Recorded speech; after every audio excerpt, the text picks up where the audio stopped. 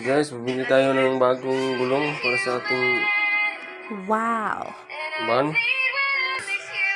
21570 R15 8-ply rating. Pang biyahe. Pang biyahe talaga to. Mga loads. Mga loads.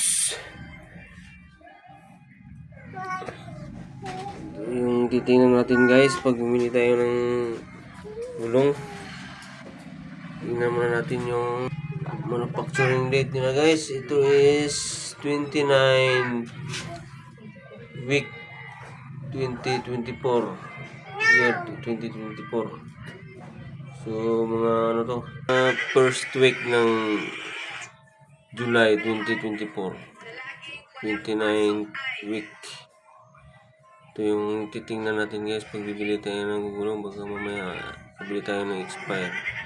Updated yung ano natin. Make sure that it is manufactured recently. Kasi may expiration yung gulong natin. Kailangan laging bago mga guys. Mga loads.